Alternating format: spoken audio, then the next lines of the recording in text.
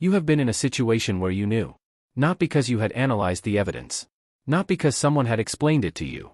Not because any logical chain of reasoning had led you to a conclusion.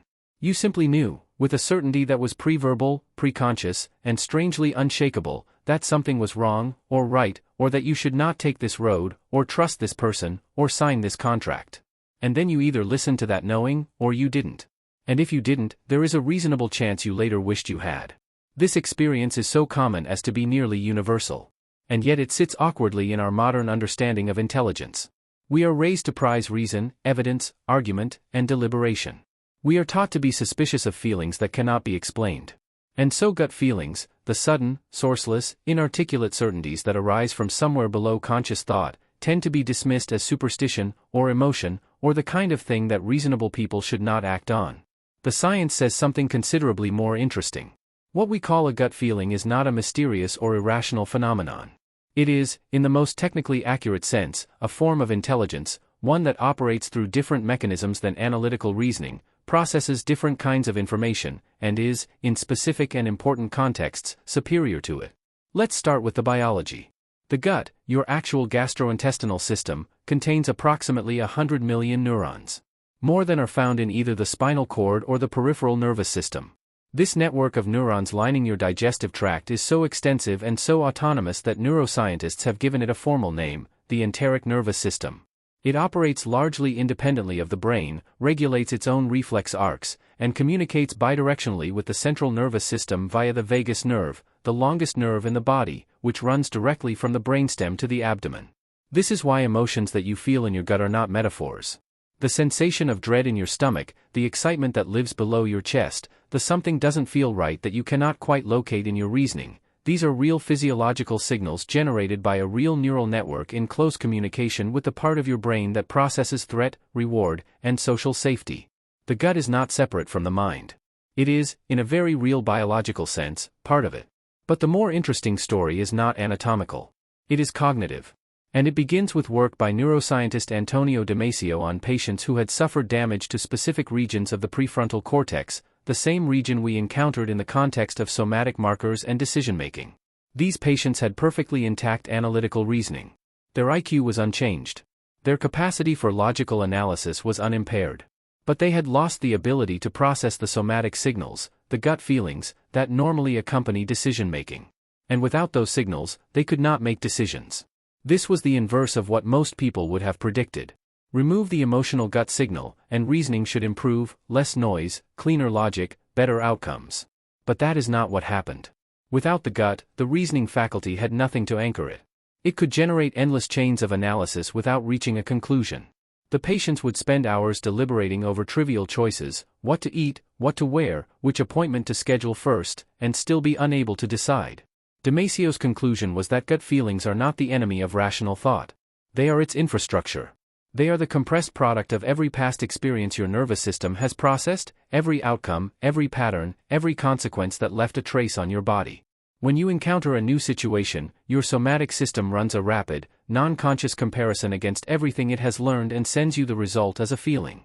Not because feeling is all you need, but because feeling is the fastest, most efficient first cut.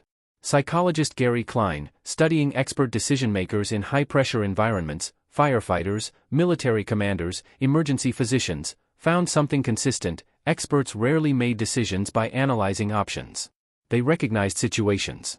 They had processed so many similar scenarios that the relevant features of a new situation automatically triggered a response, below the level of conscious deliberation.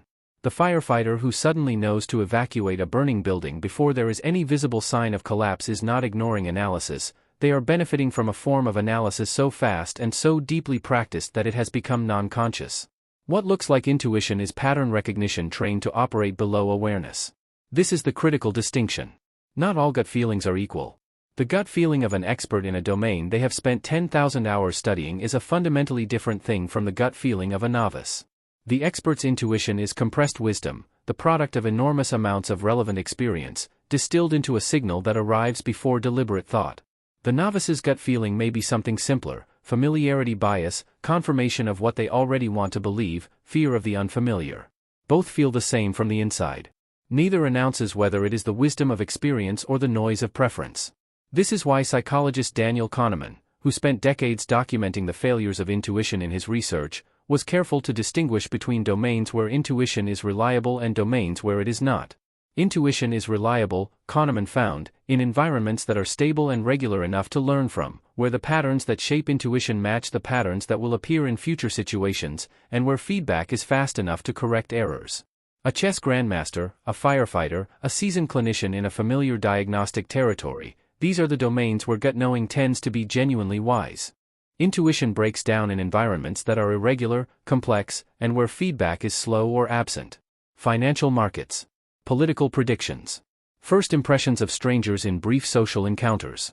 These are domains where the feeling of knowing is strong but accuracy is low, where the gut is confident but unreliable, pattern matching against a history that doesn't transfer. So how do you tell the difference? The honest answer is that you often cannot, in the moment. The feeling of certainty does not reliably track accuracy. But there are some signals worth attending to. Gut feelings that arise quickly in your domain of deepest experience, that do not seem to be driven by fear or desire, that persist even after reflection, and that have been right before in similar situations, these are worth taking seriously. Gut feelings that arise in unfamiliar territory, that conveniently align with what you want to be true, or that feel urgent in a way that discourages reflection, these deserve more scrutiny. The goal is not to choose between reason and intuition. It is to understand them as two different modes of processing that each carry different kinds of intelligence, each have different failure modes, and each are most useful in different contexts. The fully rational person who refuses all gut input is missing information that their nervous system has already processed. The fully intuitive person who never interrogates their gut feelings is running on unexamined assumptions without a safety check. The wisest decision makers, the ones who consistently perform well under genuine uncertainty, are the ones who have learned to listen to both. To let the gut feeling raise the question, and then to let reason examine it. To use the body's knowing as a starting point rather than a final answer. And to recognize that the most sophisticated piece of intelligence processing equipment you have is not the one in your skull. It is the one that sometimes, in the middle of the night, or in the middle of a conversation you thought was going fine, or in a parking garage that felt wrong for no reason you could name, quietly tells you something your analysis had not yet figured out.